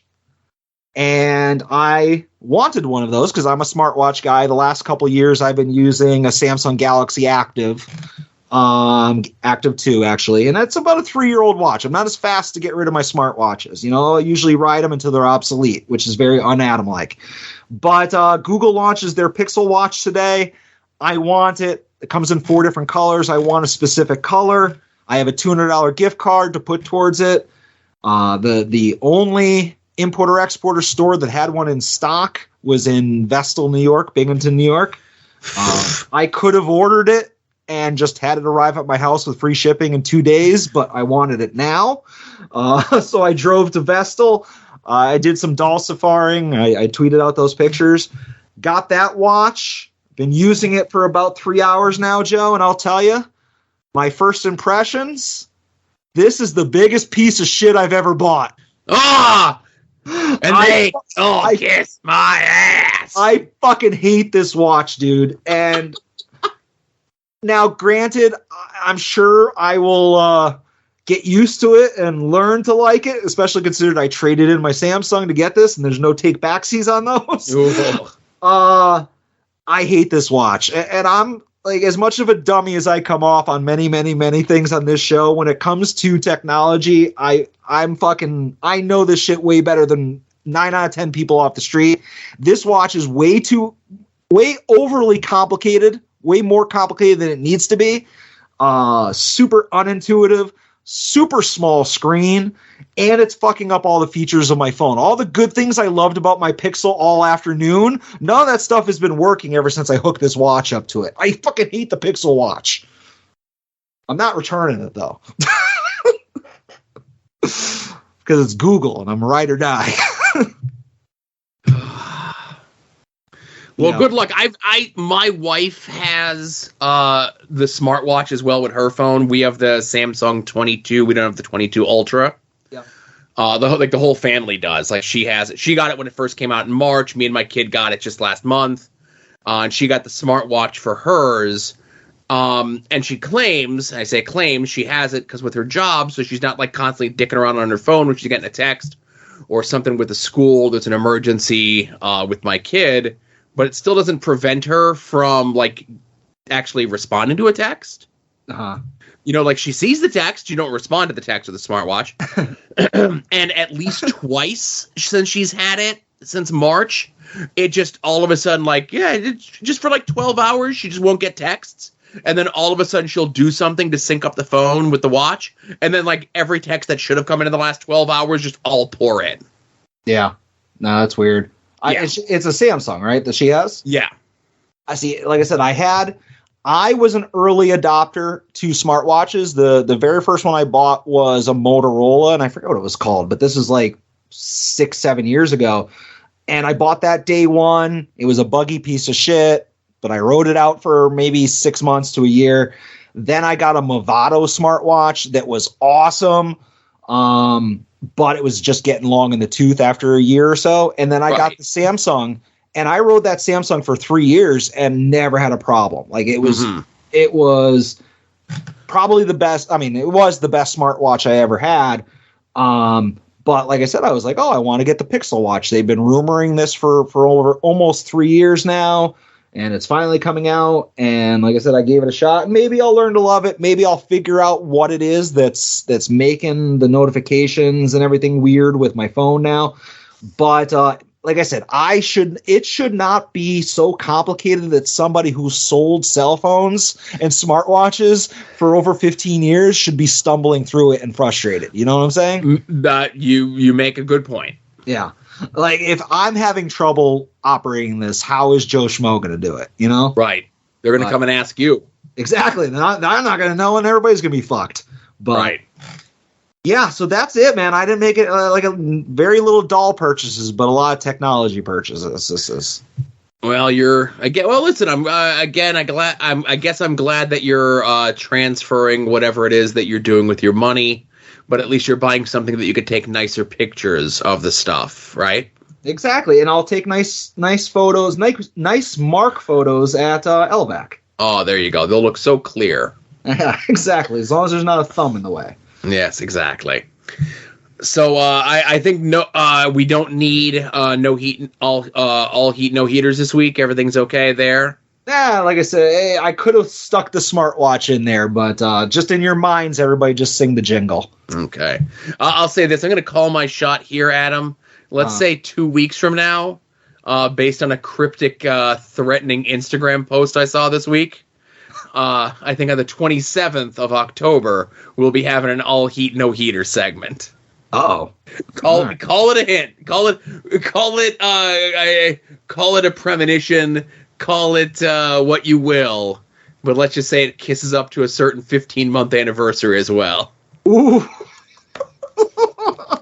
It took me a minute to figure out where you were going with that, but yeah, that should be a banger. And Joe, if I was a betting man, I would say we will absolutely be having that segment.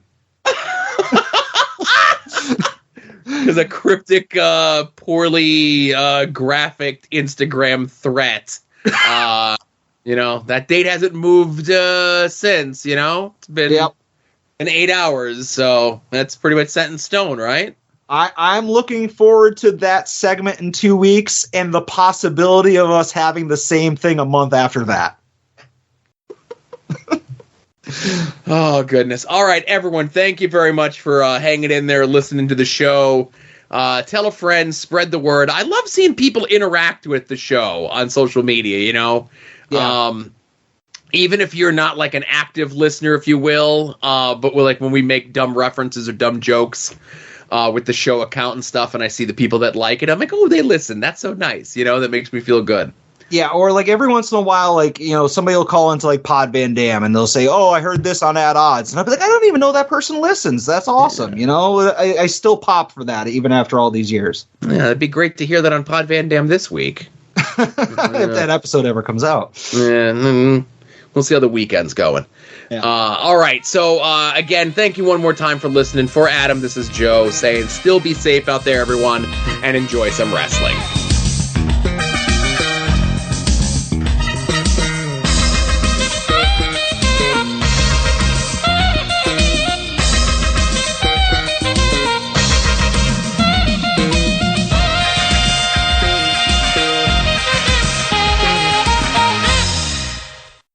You're listening to the soon-to-be-named network, the Lamborghini